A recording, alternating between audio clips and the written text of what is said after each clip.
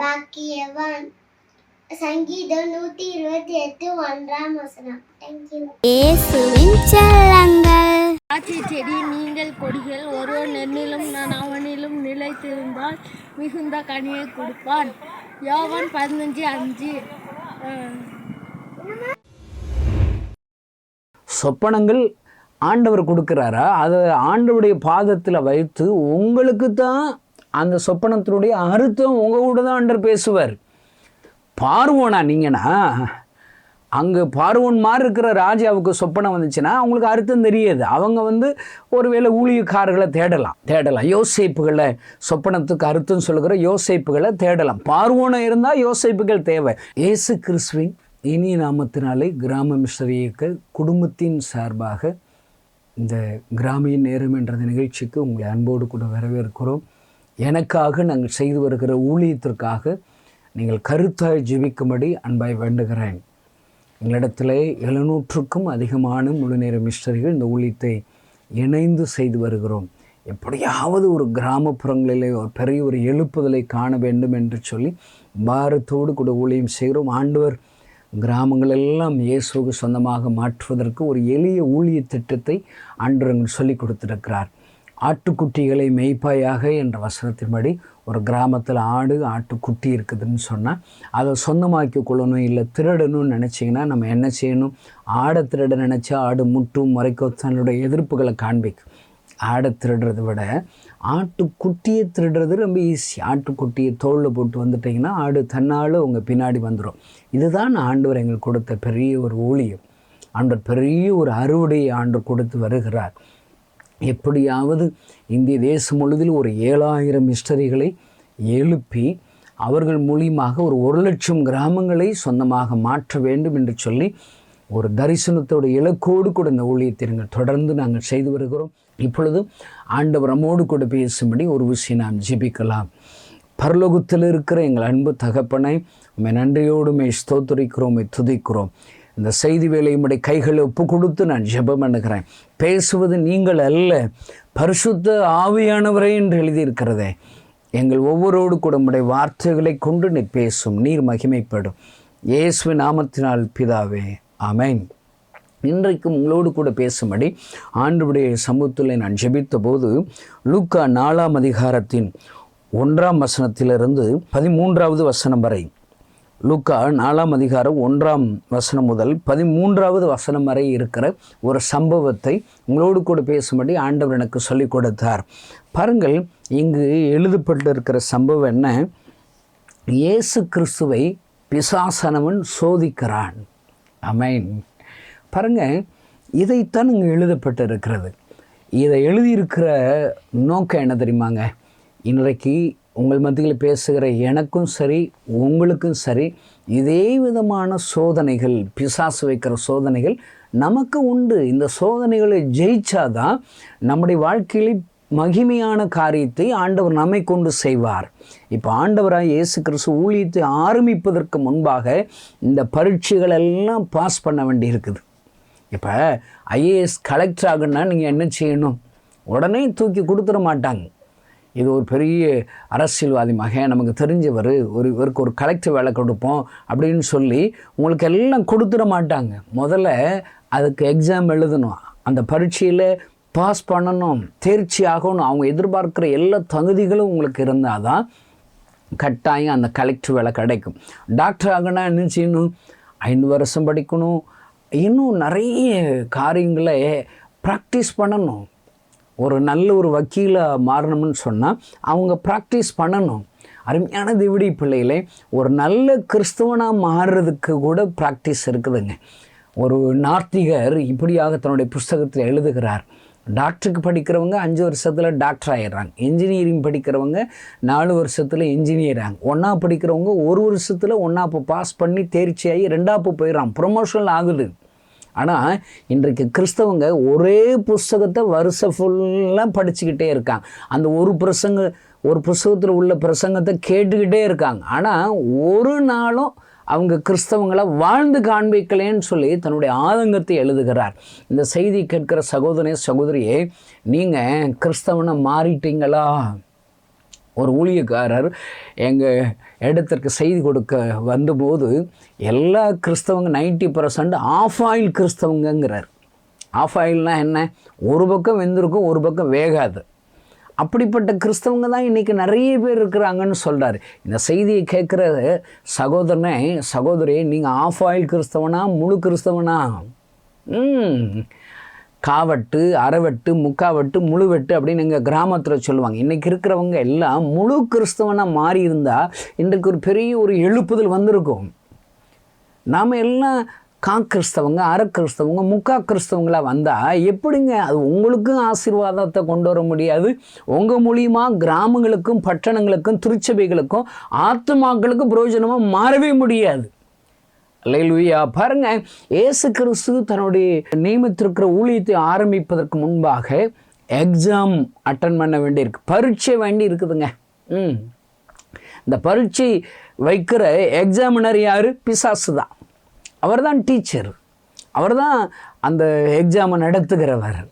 பாருங்கள், நாங்கள் எங்கள் கிளாஸில் படிக்கும்போது அந்த எக்ஸாம் எழுதுகிற அன்னைக்கு எந்த வாத்தியார் எக்ஸாம் ஹாலில் டூட்டிக்கு வருவார்னு சொல்லி அதை நாங்கள் நோட் பண்ணுவோம். அந்த வாத்தியாரா, பரவாயில்லடா, பார்த்து எழுதிட வேண்டியதான், காப்பி அடிச்சிட வேண்டியதான், பிட்டு அடிச்சிட வேண்டியதான்னு சொல்லிட்டு ஒரு சந்தோஷம் வருங்க. ஒருத்தர் வருவார் பாருங்க, ஸ்ட்ரிக்டாக இருப்பார், எல்லாம் வாட்ச் பண்ணிக்கிட்டே இருப்பார். அவர் வரும்போது கொஞ்சம் பயத்தோடு அந்த எக்ஸாமை எழுதுவோம். பாருங்கள், இந்த பிசாசானவன் சாதாரணமான கிடையாது. என்னை பொறுத்தளவுக்கு என்னுடைய வேத அறிவின்படி உலகம் தோன்றுவதிலிருந்து அவன் இருக்கிறான். ஆதாமிலிருந்து கிட்டத்தட்ட ஒரு 6000 வருஷத்துக்கு மேலே அவன் எக்ஸ்பீரியன்ஸ். இன்றைக்கி செய்தி கேட்குற உங்களே என்னையும் பார்த்தா அவனுக்கு பெருசாக தெரியாது. நான் எவ்வளவு பேரை பார்த்துட்டேன். ஆதாமையே, முதல் மனிதனையே தவற விட்டான். அவன் டெய்லி ஏதேன் தோட்டத்தில் ஆண்டவருடைய சத்தத்தை கேட்பான். அவன் ஆதாமோடு ஆண்டவர் உறவாடுவார். அப்படிப்பட்ட டெய்லி உறவாடுகிற ஆதாமையும் ஏவாளையும் விளைவிச்சிட்டேனே கணேசா, நீ எனக்கு ஏமாத்துறோம். செய்தியை கேட்குற சகோதரன், நீ பிசாசுக்கு முன்பாக ஏமாத்துறோம். பாருங்க, அவன் உங்களை சோதிச்சு உங்களை விழத்தட்டிடுவான். பரீட்சையில் ஃபெயில் ஆக்கிட்டான்னா அவன் ஆண்டவர்கிட்ட போய் சண்டைப்படுவான். உன் ஆள், உன் மனுஷன் பாவம் செஞ்சுட்டான், நீ அவங்கள ஆசீர்வதிக்கக்கூடாது, அவங்கள எடுத்து பயன்படுத்த முடியாது, அவன்கிட்ட இன்னும் பாவம் இருக்குது, இன்னும் தவறு இருக்குது, இந்த பரீட்சையில் அவன் தோற்று போயிட்டான். அவன் இயேசுவின் இடத்துல இரவும் பகலும் உங்களை குறித்து குற்றம் சாட்டிக்கிட்டே இருப்பான். அருமையான தேவனுடைய பிள்ளைகளை, இந்த நமக்கு எக்ஸாம் வைக்கிற பிசாசுக்கு திறமையானவன். அவனுக்கு பைபிள்லாம் தெரியுதுங்க. இன்றைக்கி இருக்கிற கிறிஸ்தவங்களுக்கு பைபிளே தெரில. அதனால தான் ஒருத்தன் தீர்க்க தரிசனம் தப்பாக சொன்னாலும் அந்த தீர்க்க தரிசனத்தை ரைட்டுன்னு சொல்லி தன்னுடைய வாழ்க்கையை இழந்தவங்க எவ்வளோ பேர் இருக்கிறாங்க. எனக்கு தெரிஞ்ச ஒரு நண்பர் தியாகத்தோடு கூட என்னுடைய கஷ்ட காலத்திலும் கூட மாதந்தோறும் காணிக்கை கொடுத்த அருமையான சகோதரர். அவர் அழகாக ஊழியம் செய்வார், பிரசங்கம் பண்ணுவார், ஜெபிப்பார். பாருங்கள், அவர்கிட்ட ஒருத்தர் அவர் கண்ட சொப்பனத்திற்கு விளக்கம் சொல்லிட்டார். இவர் பாவம், சொப்பனங்கள் ஆண்டவர் கொடுக்குறாரா, அதை ஆண்டவருடைய பாதத்தில் வைத்து உங்களுக்கு தான் அந்த சொப்பனத்தினுடைய அர்த்தம் உங்கள் கூட தான் ஆண்டவர் பேசுவார். பார்வோனா நீங்கன்னா, அங்கே பார்வோன் மாதிரி இருக்கிற ராஜாவுக்கு சொப்பனம் வந்துச்சுன்னா அவங்களுக்கு அர்த்தம் தெரியாது. அவங்க ஒருவேளை ஊழியக்காரர்களை தேடலாம். யோசேப்புகளை, சொப்பனத்துக்கு அர்த்தம் சொல்லுகிற யோசேப்புகளை தேடலாம். பார்வோனா இருந்தால் யோசேப்புகள் தேவை. நீங்கள்லாம் பார்வோனா? இன்னைக்கு இருக்கிற நிறைய கிறிஸ்தவங்க, நிறைய ஊழியக்காரங்க பார்வோன் மாதிரி தான் இருக்கிறாங்க. ஜனங்களை அடிமைத்தனத்தில் வைக்கிற பார்வோன்கள் தான் இன்றைக்கி நிறைய ஊழியக்காரர்களாக, நிறைய கிறிஸ்தவங்களாக இருக்கிறாங்க. அது போகட்டும். பாருங்கள், உங்களுக்கு ஆண்டவர் சொப்பனம் கொடுத்தா உங்களுக்கு அர்த்தத்தை அவர் தாங்க சொல்லுவார். பாருங்கள், இவர் சொப்பனம் பார்த்துருக்கிறார். என்ன சொப்பனம் தெரியுமா? பால் பொங்கி வருது, அதான் சொப்பனம். ஒரு வீட்டில் இருக்கிற ஒரு இடத்துல பால் பொங்கி வர்ற சொப்பனம் பார்த்துருக்கு. இது ஒரு தீர்க்கதரிசின்னு சும்மா காட்சிக்கும் தீர்க்கதரிசி. நிஜ தீர்க்கதரிசிகளே இன்றைக்கி நிறைய இல்லைங்க. உங்களுக்கு தெரிஞ்ச உங்கள் ஊர்களில் யாராவது நிஜ தீர்க்கதரிசி இருக்காங்களா? எனக்கு சொல்லுங்கங்க, நான் உங்கள்ட்ட கொஞ்ச நேரம் பேசணும். நிஜ தீர்க்கதரிசிகள் ஒருவேளை என்னை போல எளிய ஊழலுக்கு முதல்ல அப்பாயின்மெண்ட் கொடுக்கணும். அவங்க என்னை பார்க்கணும் இல்லைங்க. என்னுடைய இருக்கிற தரிசனங்கள், என்னுடைய பாரங்களை எல்லாம் விசாரித்து அவர்கள் எனக்கு ஒரு ஆலோசனையாக, அறிவுரையாக என்னை என்கரேஜ் பண்ணுறவர்கள் எனக்கு தேவைங்க. உங்கள் ஊரில் இருந்தாங்கன்னா எனக்கு சொல்லி அனுப்புங்க. அல்லேலூயா. ஒருவேளை இன்றைக்கு என்னை தகப்பனை போன்று நான் ஃபாலோ பண்ணுகிற ஊழியக்காரங்க இருக்கிறாங்க. அவங்களுடைய ஒவ்வொரு வார்த்தைகளை கவனிக்கிறேன். இந்த தேசத்தை குறித்து என்ன சொல்லுகிறார், அவர்கள் மூலியமாக ஆண்டவர் என்ன பேசுகிறார், அப்படிப்பட்ட தீர்க்கதரிசிகள் இருக்க தான் செய்கிறார். அவளுக்காக கர்த்தருக்கு ஸ்தோத்திரம். ஆனால் இது போதாதுங்க, இது போதாது. பைபிளில் பாருங்கள், கடைசி நாட்கள் மாம்சமான யாவர் மேலும் என் ஆவி ஊற்றுவேன் சொல்லிட்டு வாலிபர்கள் தரிசனம் அடைவார்கள். அல்லேலூயா. அருமையான இந்த செய்தியை கேட்கிற பெற்றோர்களை, உங்களிடத்திலே வாலிபு பிள்ளைகள் இருக்கிறார்கள், அவர்களுக்கு தரிசனத்தை ஆண்டவர் கொடுப்பார். தரிசன கண்களை ஆண்டவர் திறப்பார். மாம்சமான யாவரும் எல்லாம் என்ன, உங்கள் பிள்ளைகள் மாம்சம் இருக்குதா, உயிர் இருக்குதா, உங்கள் பிள்ளைகளை பரிசுத்த ஆவியினால் நிரப்பார். அவங்க தரிசனம் அடையணும், அடைவாங்க. நீங்கள் அதுக்காக ஜெபிக்கணும். அதோட விட்டுல அடுத்த கேட்டகரி என்ன, உங்கள் குமாரரும் குமாரத்திகளும் தீர்க்க தரிசனம் சொல்வார்கள். அல்லேலூயா. இன்றைக்கு ஆண்டவருடைய பெரிய ஒரு பார்வை என்ன தெரியுமாங்க, சின்ன பிள்ளைகள் குமாரரும் குமாரத்தி எல்லாரும் தீர்க்க தரிசனம் சொல்லணும். பாருங்க, அத்தி புத்தாப்பில் தாங்க இன்னைக்கு தீர்க்கதரிசிகள் இருக்கிறாங்க. அன்னைக்கு ஒரு சிறு பிள்ளை நாகமான் குஷ்டரோகிட்ட சொல்கிறா, ஏன்பா குஷ்டரோகத்தோடு கஷ்டப்படுறீங்க, எங்கள் ஊரில் ஒரு தீர்க்கதரிசி இருக்கிறார், என் ஆண்டவிடத்தில் நீ போவாரானால் அவங்க உங்களுக்கு காரியங்களை சொல்லி கொடுத்து சுகமாகிடலாம்.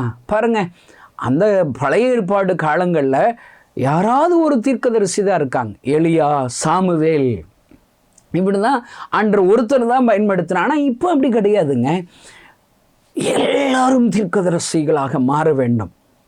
பவுல் கொரிந்தியர் புஸ்தகத்தில் எழுதும்போது, அன்பை நாடுங்கள், வரங்களை விரும்புங்கள், குறிப்பாக விசேஷமாக ஸ்பெஷலாக தீர்க்க தரிசனத்தை நாடுங்கள் என்று எழுதுகிறார். அல்லேலூயா. எல்லாரும் தீர்க்கதரிசிகளாக மாறணுங்க. அருமையான தேவனுடைய பிள்ளைகளை, இன்றைக்கு அப்படித்தான் இருக்குது. பாருங்க, நான் ஜெபிச்ச ஆண்டவர் என் கூட பேசுவாருங்க. நீங்கள் அப்படி தீர்க்க தரிசனம் வாஞ்சிகளை நீ கேட்டால் தருவார். அப்பாட்ட போய் அப்பத்தை கேட்டால் கல்லையாக கொடுப்பாரு. எனக்கு தீர்க்க தரிசனம் வரத்தினால என்னை நிரப்புங்கன்னு சொல்லிட்டு வரத்தை தருவாருங்க. எனக்கு தெரிஞ்சு அவர் பால் பொங்குதுன்னு சொல்லி சும்மா காய்ச்சிக்கும் தீர்க்கதரிசிகிட்ட போய் கேட்டாரு பாருங்க. அவர் என்ன தெரியுமா சொல்கிறார், ஆண்டவர் உங்களை பால் பண்ண வைக்க சொல்கிறாரு. மாடுகளை வாங்கி பால் பண்ண வச்சிங்கன்னா பிஸ்னஸ் பொங்கிரும்னு சொல்லிட்டார். இவர் அந்த தீர்க்க தரிசனத்தை நம்பி, அனுபவம் வேணும் இல்லைங்க, ஒரு இடத்த வாங்கி, பாவம் அவருக்கு வந்த கொஞ்சம் ரிட்டையர்மெண்ட் பணத்தை எல்லாம் இடத்த வாங்கி அங்கு ஒரு பெரிய ஒரு மாட்டு பண்ணை ஆரம்பித்து கடைசியில் பார்த்தா எதுவுமே நிலைக்கலைங்க, வருமானம் இல்லை, எல்லாம் போச்சுங்க. பல ஆயிரங்கள் லட்சங்கள் போயிடுச்சு. இன்னைக்கு இருக்கிற எல்லாம் இப்படி தான் இருக்கிறோம். அருமையான தேவனுடைய பிள்ளைகளை, இன்றைக்கு உங்களோடு கூட பேசுகிற வார்த்தை என்ன, நல்ல வசனங்களை தெரியணும். உனக்கு வருகிற, உன்னை சோதிக்க வருகிற பிசாசுக்கு அவனுக்கு வசனம் தெரிகிறதுங்க. இந்த லூக்கா 4ஆம் அதிகாரத்திலிருந்து அப்படியே வாசிச்சு பாருங்க. அவன் சங்கீதம் 91 11 12 வசனத்தை அவன் சொல்கிறான் பாருங்க. பைபிள் தெரியுதுங்க பிசாசுக்கு. பிசாசை நீ ஜெயிக்கணும்னா உனக்கு பைபிள் தெரியணும். இன்றைக்கு என்னிடத்தில் வருகிற எல்லா மிஸ்டரிகளுக்கும் காலையில் 10 அதிகாரம் 1 மணி நேரம் ஜெபிக்கணும், சாயங்காலம் 10 அதிகாரம் 1 மணி நேரம் ஜெபிக்கணும். அப்போ தான் அவன் பெரிய ஊழியக்காரனா வருவான். அப்போ தான் நீ பாசனே சொல்லி கொடுத்து வளர்க்கிறோம். நான் அப்படி வேதத்தை வாசிக்கிறேன் ஐயா. அல்லேலூயா. அருமையான தேவனுடைய பிள்ளைகளை, பிசாசு சோதனைக்காரனாக வருகிறான். பாருங்க, இந்த லூக்கா 4 அதிகாரம் 1 வசனத்தை வாசிங்களேன். இயேசு பரிசுத்த ஆவியினாலே நிறைந்தவராய் யோர்தானை விட்டு திரும்பி ஆவியானவராலே வனாந்திரத்திற்கு கொண்டு போகப்பட்டு, பரிசுத்த ஆவியினால நிறைக்கிறாரு, நிறைச்சி வனாந்திரத்துக்கு கொண்டு போயிட்டார். அதே பரிசுத்த ஆவியினார் கொண்டு போயிட்டார். இது எப்படி தெரியுமா இருக்கு, நல்ல பயிற்சி கொடுத்து, சண்டைக்கு பயிற்சி கொடுத்து, சண்டையில் அவனை தேர்னவனா மாற்றி ஒரு இடத்துல போய் எதிரிகள் மத்தியில் நிறுத்தி, பாடுறா என் பிள்ளை என்னை ஆயத்தப்படுத்திட்டேன் பார், சண்டை போட்டு பார்க்கலாம், இவன் கூட என் பிள்ளை கூட சண்டை போட்டு பார்க்கலாம். பாருங்க, யோபு 1 வாசித்து பாருங்களேன். அவன் பூமி எங்கிலும் உலாவிட்டு பிசாசன வர்றா. இவர் பாரு, என் தாசனாகிய யோபுவை கண்டாயா? ஆமென். என் பிள்ளையை பார்த்தியாடா, அவன் எப்படி இருக்கான் பார்த்தியா? அல்லேலூயா. அதுபோல தாங்க பரிசுத்த ஆவியானவர் இவனை நிறைக்கிறார். பரிசுத்த ஆவியானவர் இயேசுவை நிறைக்கிறார். அதே பரிசுத்த ஆவியான் வனாந்தரத்தில் வந்து நிறுத்தி இவனை டெஸ்ட் பண்ணிக்கோ, இவனை சோதிச்சுக்கோன்னு சொல்லி விடுறாரு பாருங்க. அருமையான தேவனுடைய பிள்ளைகளே, இந்த சத்தத்தை கேட்கிற உனக்கு இதே போல வனாந்தரமான ஒரு பயிற்சி இருக்கிறது. இதே போல ஒரு பரீட்சை உங்களுக்கும் எனக்கும் இருக்கிறதா ஐயா? இருக்கிறதா? இந்த பரீட்சையில் ஏசு கிறிஸ்து பாஸ் பண்ணுகிறார். பெரிய ஒரு எழுப்புதலை அவர்கள் அற்புத அடையாளங்களை பிதாவானவர் செய்ய ஆரம்பிக்கிறார். அருமையான தேவனுடைய பிள்ளைகள், எல்லாருக்கும் பரீட்சை. நமக்கு பரீட்சைனா தான் பிடிக்க மாட்டேதுங்க. நீங்கள் எலிசாட்ட போய் கேளுங்க, அவருக்கு எவ்வளோ பரீட்சை தெரியுமா? ரெட்டிப்பான வரங்களை பெறணும்னு சொன்னால் கெல்கால் பரீட்சை இருக்குது, பெத்தேல் அது ஒரு பரீட்சை இருக்குது, அடுத்து எரிகோ மறுபடியும் போகணும், யோர்தான் போகணும். எல்லா இடத்துக்கும் எளிய போகிறார், அவரை பின்தொடர்ந்து போகிறார். ஏன்னா எலியாவிட்டிருந்து ரெட்டிப்பான அபிஷேகம் வரணும்னா இவ்வளவு பாடத்தை கடந்து வரணும், இவ்வளவு சோதனைகளை கடந்து வரணும். நீ வாட்டுக்கு கீழ்காலுக்கு வந்துட்டு என்ன ஒரு வாட்டுக்கு எங்கேயா போயிட்டே இருக்கிறான்னு நீ போயிட்டேன்னா பெத்தேலுக்கு போகிற வழியில் எனக்கு வேண்டாம், பெத்தேல்னா வரமாட்டேன், எக்ஸாமில் ஃபெயில் ஆகிட்டேன்னு அர்த்தம். நீங்கள் எலியா ஆண்டவர் பயன்படுத்துகிறார், அவங்களுக்கு எக்ஸாம் இருக்குது. இவன் மேலே அங்கே பாருங்களேன், இவன் சவால் விட்டு அக்கினினால் பதில் கொடுக்கணும். கர்த்தரே தேவன் என்பதை ஆயிரக்கணக்கான ஜனங்கள் ஒரே நாளிலே ஆண்டவரை ஏற்றுக்கொள்ள வேண்டும். தேவனுடைய வல்லமையை எல்லா ஜனங்களுக்கு முன்பாக விளங்க செய்ய வேண்டும் என்பதற்காக கர்மேல் பர்வதத்திலே பெரிய ஒரு மகிமையான ஊழியத்தை முன்குறிக்கிறார். அதற்கு முன்பாக ஆண்டவர் அவனோடு கூட பேசுகிறார். எலியாவிடத்தில் கேரி தாட்டண்டையிலே ஒழித்து கொண்டிரு. எக்ஸாமுடைய பாட பேர் என்ன? கேரி தாட்டண்டை. ஆமென். அங்கே தனித்து இருக்கணும், ஒளிச்சு இருக்கணும். சாப்பாடு எங்கேருந்து வரும் அதெல்லாம் நீ கவலைப்படாது. அங்கே காக்காவை கொண்டு போஷிக்கிறார். அங்கே பாடத்தில் ஆண்டவர் உன்னை உருவாக்குகிறார். நீ எனக்காக என்னுடைய சமூகத்தில் தனித்து ஜெபித்து கொண்டிருப்பாயானால் உன்னை போஷிப்பதற்கு இயற்கைக்கு அப்பாற்பட்ட முறையில் என்னால் அற்புதத்தை செய்ய முடியும். அருமையான இந்த சத்தத்தை கேட்கிற சகோதரி, நீ யாராக இருந்தாலும் சரி, ஆண்டவருடைய வார்த்தைக்கு உன்னை கீழ்ப்படியும்படி ஒப்பு கொடுப்பாயானால், காத்திருப்பாயானால், இயற்கைக்கு அப்பாற்பட்ட ஒரு அற்புதம் உனக்கு நடக்கும் ஐயா. அல்லேலூயா. டாக்டர் சொல்லிடலாம் இந்த வியாதியை சுகமாகுதான்னு சொல்லிட்டாரு. அல்லேலூயா. ஆண்டவர் முடியுங்க. நீ ஆண்டவருடைய வார்த்தைகளுக்கு கீழ்ப்படி, ஆண்டவருக்கென்று பரீட்சைக்கென்று உன்னை ஒப்புக்கொடு, இயேசுவுக்கென்று நீ தைரியத்தோடு சாட்சியாக நில். ஆண்டவர் உன்னை விடுவிக்கும்படி வருவார் ஐயா. சாத்ராக் மேசாக் ஆபேத்நேகோவை கேட்டு பாருங்கள். அவங்களுக்கு பொற்சிலையை தலை வணங்க வேண்டும் என்ற பெரிய ஒரு எக்ஸாம் வைக்கப்படுகிறது. அந்த தேசம் முழுதும் அந்த சட்டம் வந்துடுது பாருங்க. அதில் நிற்கணும், அந்த எக்ஸாமில் பாஸ் பண்ணணும். இவங்க என்ன சொல்கிறாங்க? என்னை விடுவித்தாலும் சரி, விடுவிக்காமல் போனாலும் சரி, அவர்கள் தைரியத்தோடு அந்த பரீட்சைகளை சாட்சியாக நிற்கிறார்கள் ஐயா. என்ன நடக்கிறது? அந்த அக்கினிக்குள்ளாக என் ஆண்டவர் கடந்து வருகிறார். 4வது மனிதர் இங்கு சுற்றித் திரிகிறவர் யார் என்று சொல்லி உலகம் அவர்களை பார்க்க, சுற்றிலும் உள்ள ஆயிரக்கணக்கான ஜனங்கள் பார்த்து பிரமைப்படுகிறது ஐயா. இந்த தேவனே தேவன் என்பதை, இவர்கள் ஆராதிக்கிற தேவனே தேவன் என்பதை அறிக்கையிடுகிறார்கள் ஐயா. தானியேலை கேட்டு பாருங்கள், அவனுக்கு என்ன பரீட்சை? சிங்கங்கள் கெபி என்ற ஒரு பரீட்சை, கெபி என்ற பரீட்சை. அருமையான தேவனுடைய பிள்ளைகளே, உங்களை சுற்றிலும் சிங்கங்களாக பிசாசானவன் கர்ச்சித்து நிற்கிறானா? பயப்படாதீர்கள், ஆண்டவர் உங்களோடு கூட இருக்கிறார். அல்லேலூயா. இந்த பரீட்சையை பாஸ் பண்ணுவதற்கு நீங்கள் எப்பொழுதும் போல 3 வேளையோ நீங்கள் ஜெபித்து கொண்டிருக்கிறீர்களா? சிங்கங்களின் வாய்களை கட்டி போடுவார். கடன் பிரச்சனை என்ற வாய்களை கட்டி போடுவார். வியாதி என்ற சிங்கத்தை வாய்களை கட்டி போடுவார். ஆண்டவர் இந்த கெபின் வாழ்க்கையிலிருந்து தூக்கி எடுப்பார் ஐயா.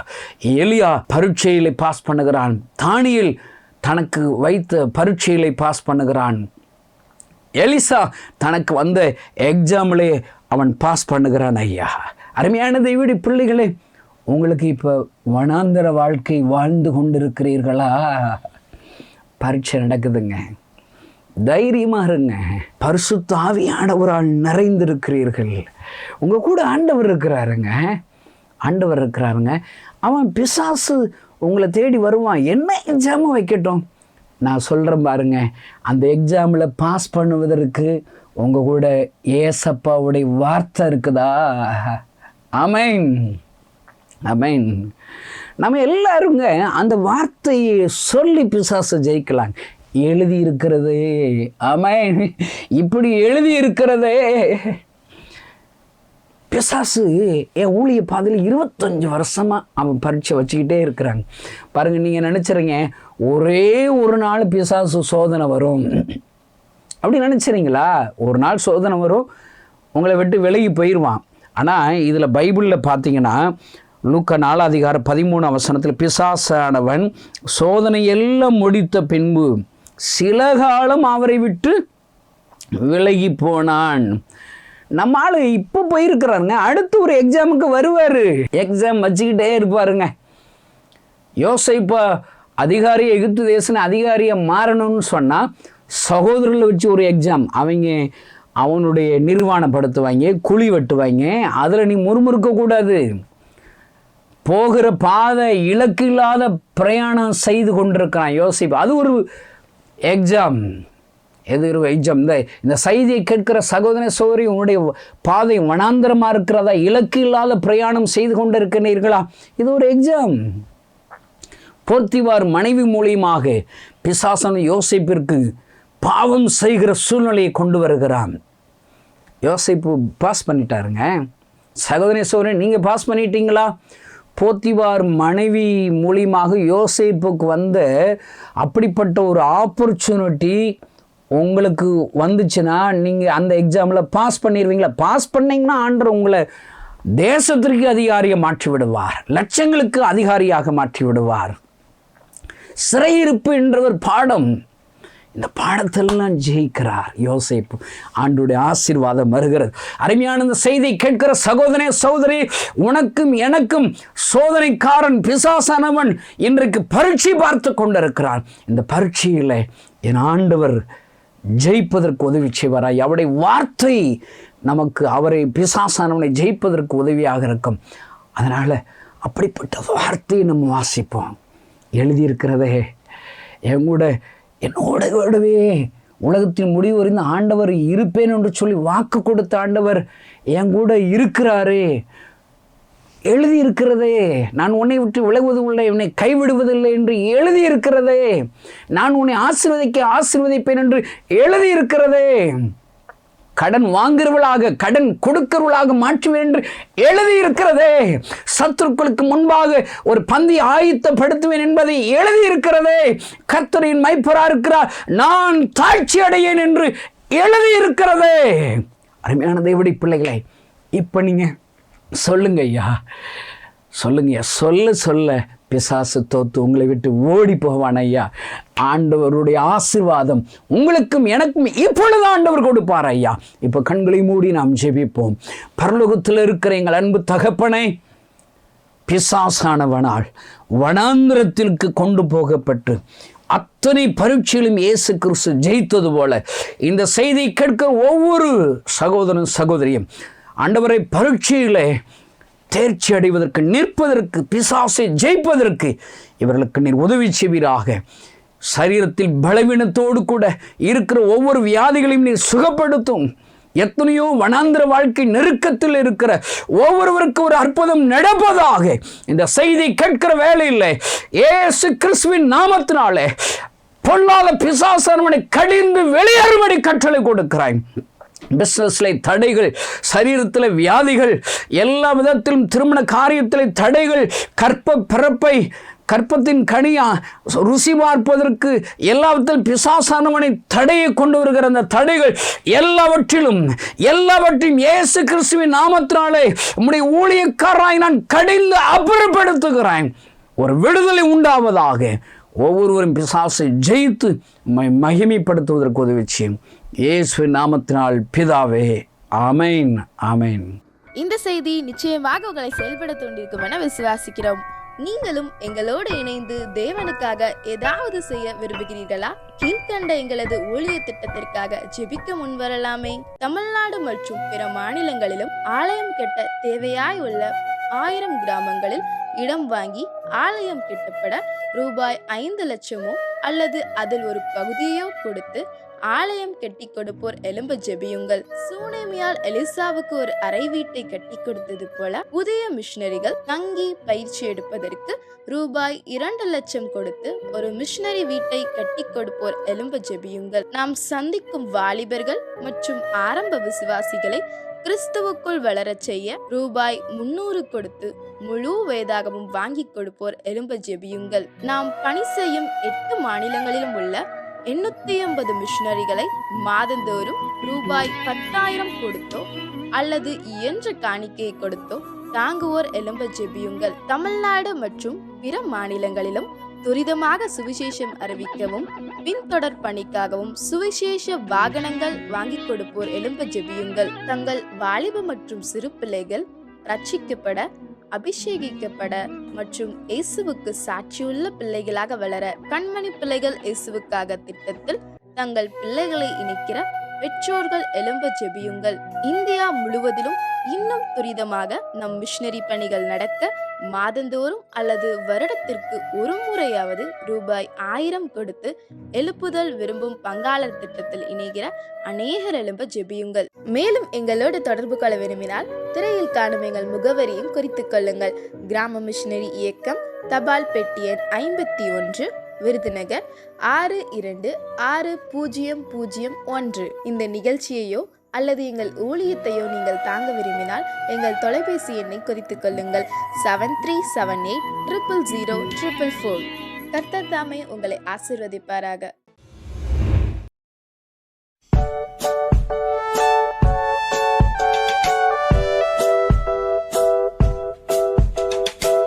ஹலோ குட்டி பிள்ளைங்களா, எப்படி இருக்கீங்க? நல்லா இருக்கீங்களா? டெய்லி சண்டே கிளாஸ் சாங் நாங்கள் சொல்லி தந்துகிட்டே இருக்கிறோம்.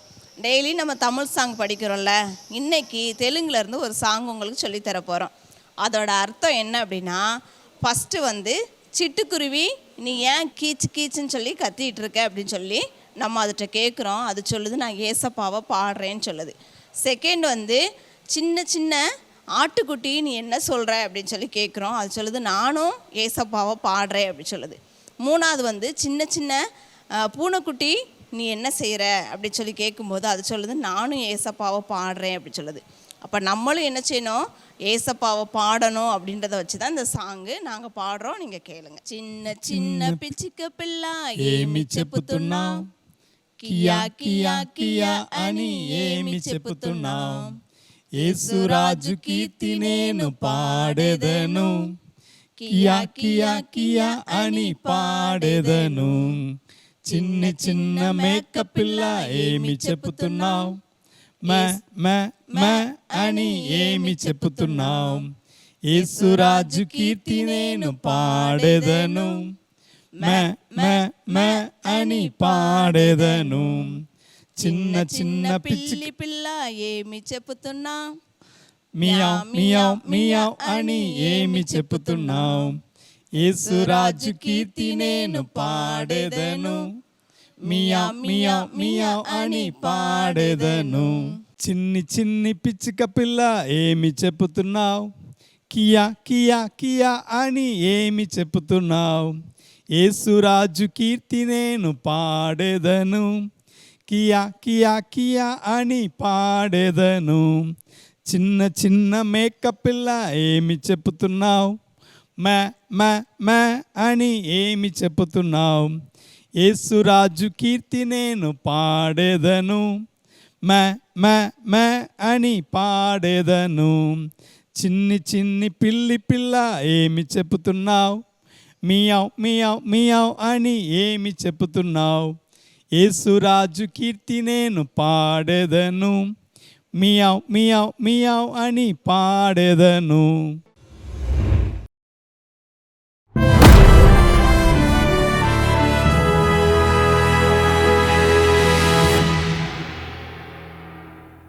ஒரு சில தப்பு என் வாழ்க்கையில் இருக்காது.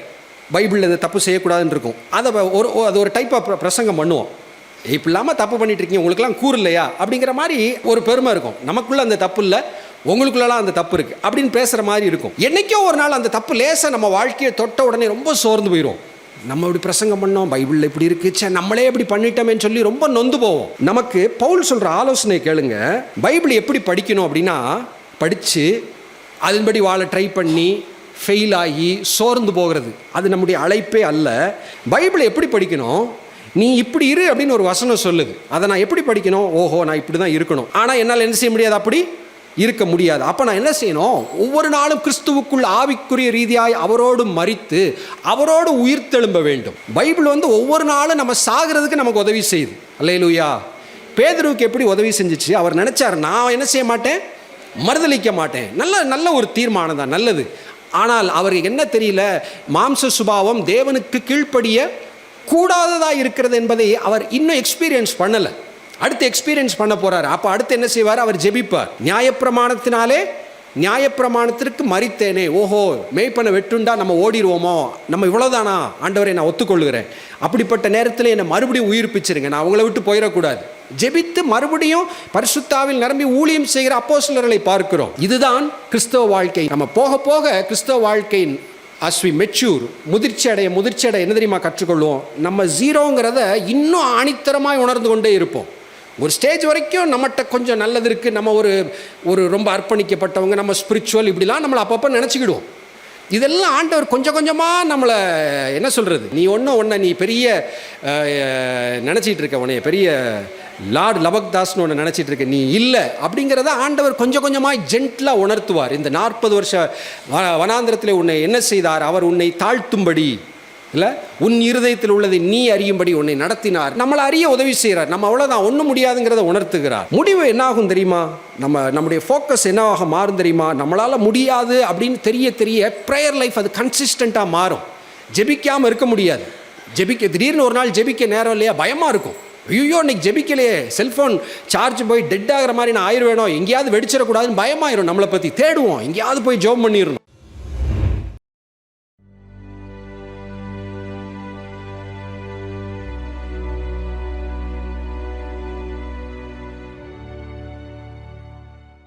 கர்த்தருடைய நாமம் பரிசுத்தப்படுவதாக. ஆண்டவராகிய இயேசு கிறிஸ்துவின் நாமத்தில் அன்பின் வாழ்த்துக்கள். சாது சுந்தர் சிங் அவர் ஊழியம் செய்த பாதையில் அநேக பனி பிரதேசத்தில் ஊழியம் பண்ணிக்கிட்டு கொண்டு இருந்தார். பனியில் நடந்து போய்கிட்டு இருந்தார், செருப்பே படாமல் நடந்து போய்கிட்டு இருந்தாங்க. ஒரு வயசான அம்மா சொல்லிச்சு, என்னையும் சேர்த்து தூக்கிட்டு போங்க அப்படின்னு சொல்லிச்சு.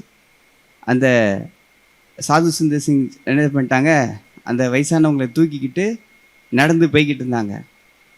பின்னாடியே ஒருத்தர் வந்து சொல்லிட்டு இருந்தார், உனக்கே இவ்வளோ குளிருது, நீயே காலில் செருப்பு போடல, நீ ஏன் 100 ஆளை தூக்கிட்டு போகிற அப்படின்னு சொல்லி அந்த வந்தவங்களெல்லாம் பேசிகிட்டு இருந்தாங்க. இவ்வளோ குளிரில் ஏன் நீ இவ்வளோ நடுக்கத்தில் இவங்களை தூக்கிட்டு போகிற அப்படின்னு சொல்லி போய்கிட்டு இருந்தாங்க. எல்லாரும் போட்டி போட்டு அந்த மலையில் ஏறி போய்கிட்டு இருக்கும்போது தனியாக போனவங்க எல்லாரும் அப்படியே அந்த குளிரில் கிடுகிடுன்னு நடுங்கி மயங்கி கீழே விழுந்துட்டாங்க. ஆனால் சாது சுந்தர் சிங் அந்த அம்மாவை தூக்கிட்டு போனதுனால அவங்களுக்கு அந்த குளிர் தெரியாமல் இன்னும் அவங்க உற்சாகமாக நடந்து போகிறதுக்கு ஆண்டவர் உதவி செஞ்சார். கலாத்தியர் 6ஆம் அதிகாரத்தில் ஒரு வசனம், 6ஆம் அதிகாரம் 2வது வசனம், ஒருவர் ஒரு பாரத்தை சுமந்து, ஒரு பாரத்தை சுமந்தோம்னா ஆண்டவர் அவருடைய காரியத்தை செய்கிறதுக்கு நேர்த்தியாக இருக்கிறார். ஆமென். இது வேண்டாத கழுதை, இது ஆகாத கழுதை, இந்த கழுதை வீட்டில் இருந்துச்சு அப்படின்னு சொன்னால் இது வீட்டுக்கு தான் பாரம், நம்ம குடும்பத்துக்கு தான் பாரம்.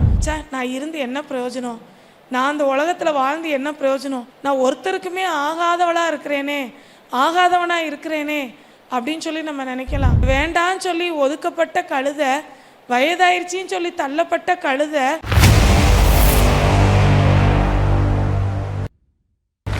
ஒரு கிராமத்தில் ஒரு வீட்டு எஜமான் இருந்தாங்க. அவங்க அவங்க வீட்டில் ஒரு கழுதையை வளர்த்து வந்தாங்க. அந்த கழுதை அவங்களுக்கு ரொம்ப உதவியாக இருந்துச்சு. அவங்க சொல்கிற எல்லா வேலையும் அந்த கழுதை செஞ்சிகிட்டு இருந்துச்சு.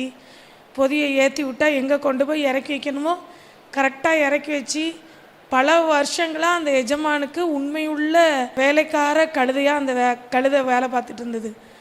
அடுத்து கொஞ்ச நாள் கழித்து பார்க்கும்போதுல அதுக்கு வயசாயிட்டு ஒரு நாள் ரோட்டில் நடந்து போகும்பொழுது ஒரு பள்ளத்துக்குள்ளே அந்த கழுதை விழுந்துருச்சு. உடனே இந்த கழுதை பள்ளத்துக்குள்ளே விழுந்துருச்சு அப்படிங்கிற செய்தி வந்து வீட்டு எஜமானுக்கு சொல்லி அனுப்புகிறாங்க. அப்போது அந்த வீட்டு எஜமான் யோசிக்கிறாரு, இத்தனை வருஷம் இந்த கழுதை நமக்கு பிரயோஜனமாக இருந்துச்சு, நம்ம சொல்கிற வேலையெல்லாம் செஞ்சிச்சு. ஆனால் இப்போ அந்த கழுதைக்கு என்ன செஞ்சிருச்சு, வயசாயிருச்சு. இனிமேல் இந்த கழுதைக்கு நம்ம தீவனம் வச்சு இதற்கு வேண்டி எல்லா காரியங்களையும் நம்ம பார்த்து செலவழிக்கிறதெல்லாம் வீணாக போயிடும்.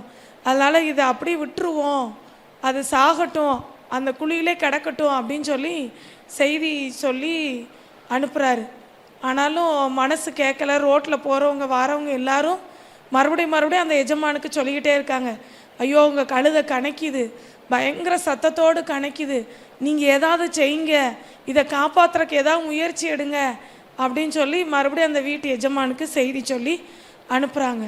சரி, இப்போ மக்கள்லாம் விட மாட்டாங்க போல், இதை எப்படியாவது ஒரு வழி பண்ணணும் அப்படின்னு சொல்லி அவங்க வீட்டில் இருந்த வேலைக்காரங்கிட்டலாம் சொன்னாங்க, இது வந்து ஒரு பெரிய குழிக்குள்ளே விழுந்திருக்கு, இதை நம்ம காப்பாற்றணும்லாம் நான் உங்கள்கிட்ட சொல்லலை, அந்த குழியை வந்து நீங்கள் மூடிருங்க, எப்படினாலும் அந்த குழியை இருக்கிறது வந்து ஜனங்களுக்கு ஒரு ஆபத்தான காரியமாக தான் இருக்கும், இந்த குழியை பேசாமல் மண் போட்டு நிரப்பி மூடிருங்க அப்படின்னு சொல்லிட்டாங்க. உடனே அங்கே அந்த வீட்டில் வேலை பார்த்த வேலைக்காரங்களாம் அந்த தெருவுக்கு போகிறாங்க. அந்த குழியை மூடுறதுக்காக ஒவ்வொரு தட்டு மண்ணையாக தோண்டி நினச்சிறாங்க, குழியில் போட்டுக்கிட்டே இருக்கிறாங்க.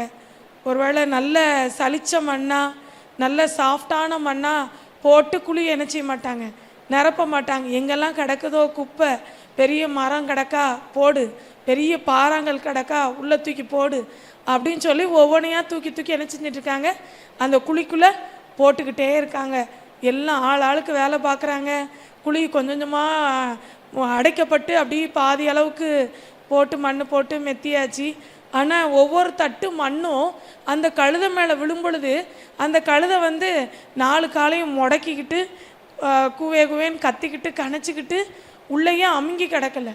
அது ஒவ்வொரு தட்டு மணலும் அது மேலே விழும்பொழுது ஒரு ஜம்ப் என்ன செஞ்சிச்சு, மேலே ஏறி வந்தது. இப்படியா ஒவ்வொரு ஜம்பாக ஏறி வந்து கடைசி 1 அடி தூரத்தில் அந்த மண் விழுந்து அந்த குழி மூடிடும். அப்படிப்பட்ட சூழ்நிலையில் ஒரே ஜம்பில் என்ன செஞ்சிருச்சு, மேட்டுக்கு வந்துருச்சு. இது வந்து ஒரு சாதாரண வேடிக்கையான ஒரு கதையாக இருக்கலாம். ஆனால் இந்த கதையிலேருந்து ஆண்டவர் நம்ம கற்றுக் கொடுக்குற பாடம் என்ன, சத்தியம் என்ன அப்படின்னு சொல்லி நம்ம யோசித்து பார்த்தோம் அப்படின்னு சொன்னால், இன்றைக்கி நம்முடைய வாழ்க்கையிலையும் நம்மளை இங்கே இருக்கிறவங்க எல்லாரையும் பார்த்து நம்ம வீட்டாட்கள்லாம் நினச்சிருப்பாங்க, இது வேண்டாத கழுதை, இது ஆகாத கழுதை, இந்த கழுதை வீட்டில் இருந்துச்சு அப்படின்னு சொன்னால் இது வீட்டுக்கு தான் பாரம், நம்ம குடும்பத்துக்கு தான் பாரம், எதாவது செஞ்சு தொலையிட்டோம் அப்படின்னு சொல்லி என்ன செஞ்சுருப்பாங்க, அனுப்பி வச்சுருப்பாங்க. ஒருவேளை அவங்க ஒரு பக்கம் அனுப்பி வச்சுருக்கலாம்.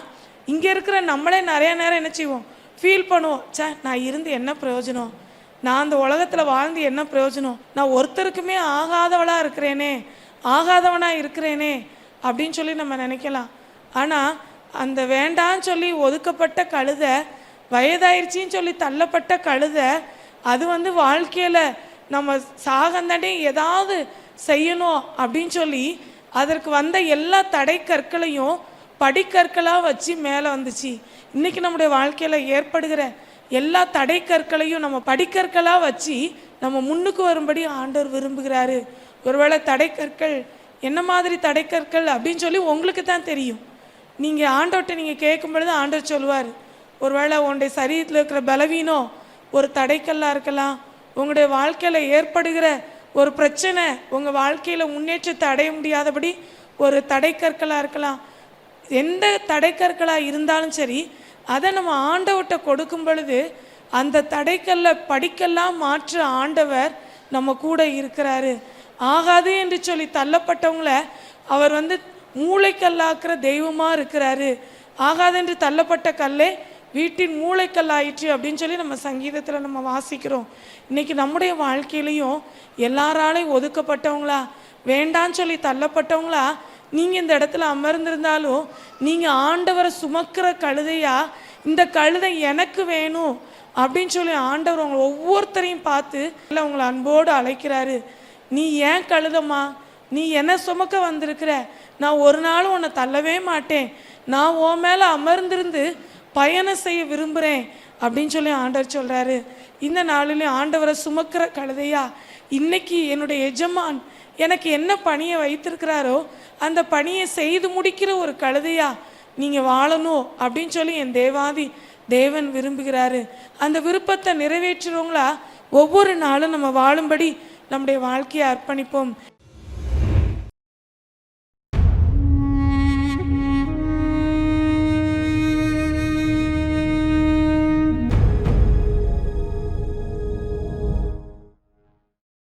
இன்னைக்குரிய கதைக்குரிய தலைப்பு என்னன்னு பார்த்தா பாவத்தை மறைக்காது. ஹலோ குட்டீஸ், எல்லாரும் எப்படி இருக்கீங்க? எல்லோரும் நல்லா இருக்கீங்களா? இன்றைக்கி சண்டே, எல்லோரும் ஜாலியாக இருக்கீங்க அப்படி தானே? உங்களை போல ஜாலியாக இருக்கிற ஜார்ஜ் ஹென்ரிங்கிற 2 தம்பிங்களை பற்றி நம்ம பார்க்க போகிறோம். இந்த ஜார்ஜ் ஹென்ரிங்கிற 2 தம்பி என்ன செஞ்சாங்க அப்படின்னா, நல்லா ஜாலியாக ஸ்கூலுக்கு போகிறது, சந்தோஷமாக இருக்கிறது, தனக்கு இஷ்டமானது எல்லாத்தையும் செஞ்சுட்டு ரொம்ப ஹாப்பியாக இருந்தாங்க. இப்படியே நம்ம தொடர்ந்து செஞ்சிட்ருக்கும்போது ஒரு நாள் அவங்களுக்குள்ள சர்க்கஸு போகணுங்கிற ஒரு பெரிய ஆசை வந்துருச்சு. ஸ்கூலை கட்டடிச்சிட்டு அவங்க சர்க்கஸு போகணும்னு ஆசைப்படுறாங்க. அப்போது ஜார்ஜ் என்ன பண்ணா அப்படின்னா, ஒரு நாள் யாருக்கும் தெரியாமல் ஸ்கூலுக்கு பின்னாடி பதுங்கிருந்து பூனை எப்படி பதுங்க தெரியுமா, தெரியாமல் யாருக்கும் நம்மளை கண்டுபிடிச்சிருவாங்க அப்படின்னு சொல்லிட்டு அதோட செயலை காட்டுறது மாதிரி பதுங்கி பதுங்கி யாரும் பார்த்துடக்கூடாதுன்னு போகிறான். அப்போது யாருக்கும் தெரியாமல் நிற்கும்போது பின்னாடி ஹென்றி அவனோட ஃப்ரெண்டு வந்து அவனுக்கே தெரியாமல் முதுகில் அடிச்சிடுறான்.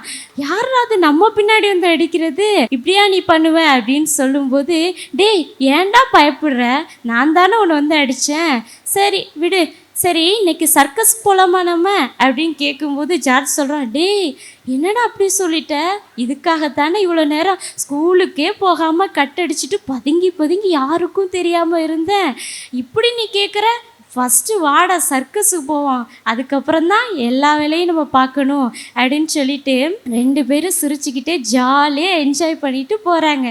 போகிற வழியில் எவ்வளோதான் ஹென்றி ஜாலியாக பேசிட்டு வந்தாலும் சார்ஜ் உள்ளத்தில் ஒரே பயமாக போச்சு. ஏன்னா சார்ஜ் ஸ்கூலுக்கு வர்றதுக்கு முன்னாடி அவங்க அம்மா பர்ஸில் இருந்து 200 ரூபாய் காசை தெரியாமல் எடுத்துகிட்டு வந்துட்டான்.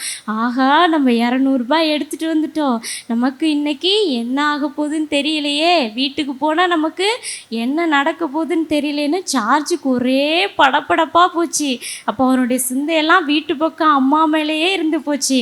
ஆனாலும் ஹென்றி அதை பார்த்துட்டே, இவ்வளோ ஜாலியாக போயிட்டுருக்கோம், நீ ஏன்டா இவ்வளோ மோசமாக ஃபேஸை இப்படி வச்சுட்டு வர, ஏன்டா இவ்வளோ டல்லாக வர, ஜாலியாக இருக்கணும்டா, லைஃப்பை என்ஜாய் பண்ணணும், வாடா, ஏன்டா இவ்வளோ சோகமாக இருக்கும்போது, சரிடா நம்ம ஜாலியாக இருக்கலாம் என்ன அப்படின்னு சொல்லிட்டு வரும்போது ஹென்றி சொல்கிறான், டேய் சர்க்கஸில் நீ எதிர்பார்க்காத நிறைய விஷயங்கள் இருக்கும், சிங்கம் இருக்கும், கரடி இருக்கும், யானை இருக்கும், நிறைய வித்தைகள் காட்டும், நமக்கு முன்னாடி கோமாளிகள்லாம் வேஷம் போட்டு வந்து நம்மள நடிச்சு காட்டுவாங்க, ரொம்ப ஜாலியாக இருக்கும் தெரியுமா, இதை விட ஸ்பெஷல் என்ன தெரியுமா, அங்கே ஐஸ்கிரீமு, சாக்லேட்டு, நம்மளுக்கு பிடிச்ச நிறைய பாப்கார்ன் சாப்பிட்லாம், நம்ம நிறைய இன்னைக்கு சாப்பிட்டு நல்லா ஜாலியாக இருக்கலாம்டா, நீ சோகமாகவே இருக்காத அப்படின்னு சொல்லும்போது, அப்படியா நல்லா ஜாலியாக இருக்கலாம் அப்படின்னு சொல்லிட்டு 2 பேரும் சர்க்கஸ் போய் என்ஜாய் பண்ணுறாங்க.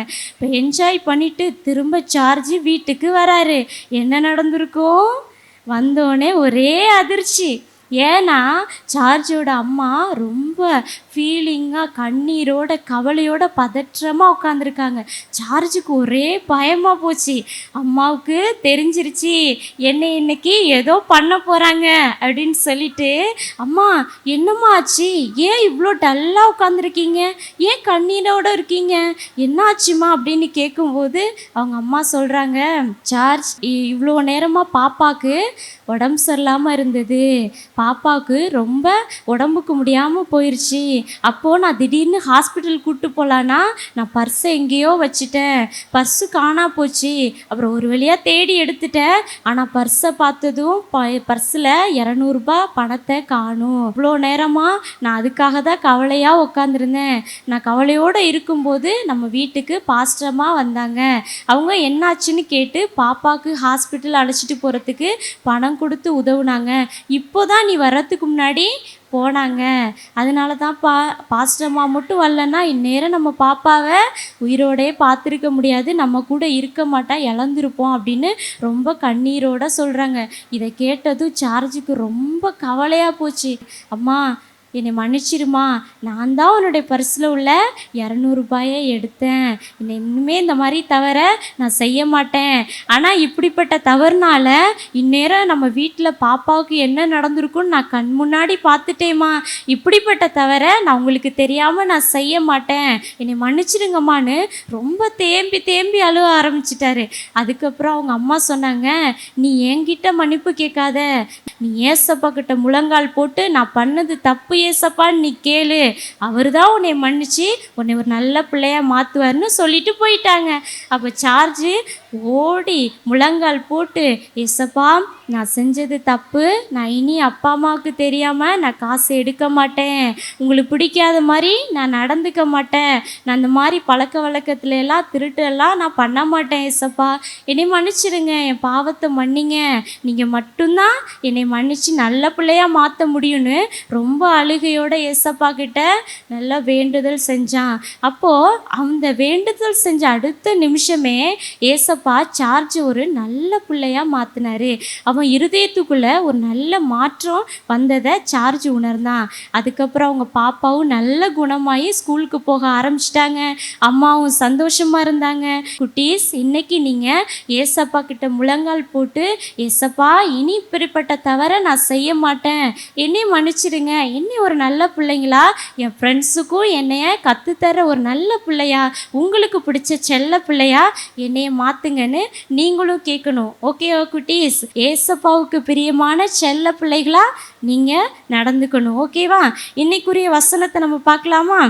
என்னோட கூட சேர்ந்து நீங்களும் சொல்கிறீங்களா? எவனுடைய மீறுதல் மன்னிக்கப்பட்டதோ, எவனுடைய பாவம் மூடப்பட்டதோ அவன் பாக்கியவான். சங்கீதம் 32:1. இன்னைக்குரிய பாட்டை பார்த்துக்கலாமா? பாவம் பொல்லாதது, அது உனக்கு வேண்டாதது, பாவம் பொல்லாதது, அது உனக்கு வேண்டாதது, அது நித்தியமாய் உன்னை பிரித்து விடும் நம் இயேசுவிடம் இருந்து, அது நித்தியமாய் உன்னை பிரித்து விடும் நம் இயேசுவிடம் இருந்து. உன் பாவத்தை உணர்ந்து விடு, அதை உண்மையாய் அறிக்கையிடு, பாவத்தை உணர்ந்து விடு, அதை உண்மையாய் அறிக்கையிடு, அதை முழுவதுமாக விட்டுவிடு, அவர் பிள்ளையாக மாற்றிடுவார், அதை முழுவதுமாக விட்டுவிடு, அவர் பிள்ளையாக மாற்றிடுவார். நீங்களும் உங்கள் பக்கத்தில் இருக்க ஃப்ரெண்ட்ஸுக்கு எல்லாருக்கிட்டையும் சொல்லி கொடுத்து ஏசப்பாவோட செல்ல பிள்ளைகளா நீங்களும் மாறணும், உங்கள் ஃப்ரெண்ட்ஸையும் மாற்றணும். ஓகே குட்டீஸ், பாய்.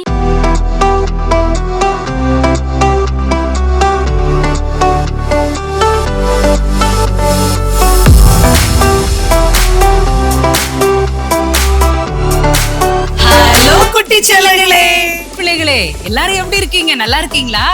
சம்மர் லீவு விட்டாச்சு, செம்ம ஜாலியா இருக்கீங்களா? வீடியோ கேம், கம்ப்யூட்டர் கேம், இன்னும் கிரிக்கெட் அப்படின்னு சொல்லி பயங்கர எக்ஸைட்டிங்கா சூப்பரா ஜாலியா உங்க லீவு நீங்க என்ஜாய் பண்ணிட்டே இருப்பீங்க. காலையில ரொம்ப லேட்டா நல்லா தூங்கி எழுந்திருப்பீங்களா?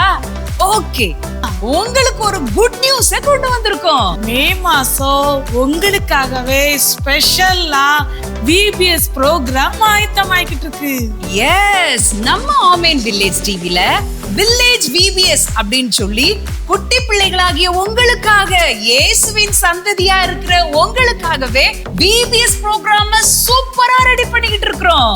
நீங்கெல்லாம் பார்க்க ரொம்ப ஆசையா இருக்கீங்களா? என்னெல்லாம் வரப்போகுது தெரியுமா?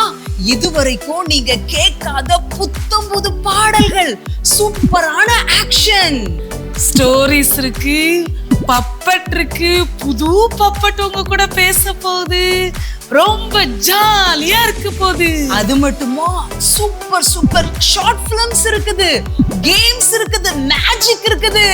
Wow, exciting! இத்தனை சூப்பர் ப்ரோக்ராமோட உங்களை சந்திக்க எங்க குழுவினர் வர்றாங்க. என்னைக்கு தெரியுமா? மே மாசம் 6ஆம் தேதி திங்கட்கிழமையிலிருந்து 10ஆம் தேதி வெள்ளிக்கிழமை வரைக்கும் உங்களுக்கு தினந்தோறும் காலையில 10 மணி முதல் 12 மணி வரைக்கும் நாங்க ஒளிபரப்ப போறோம்.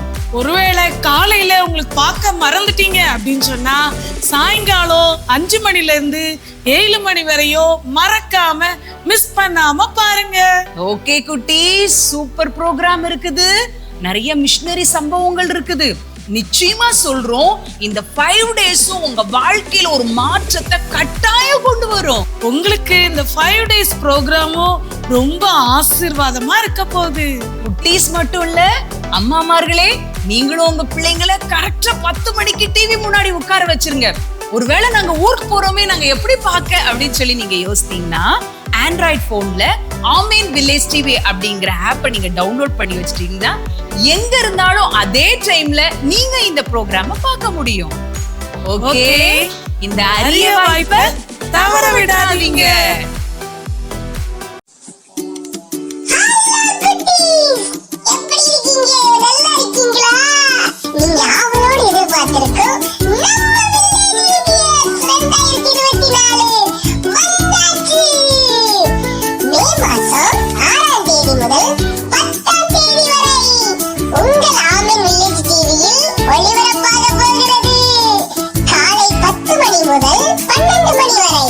மாலை 5 மணி முதல் 7 மணி வரை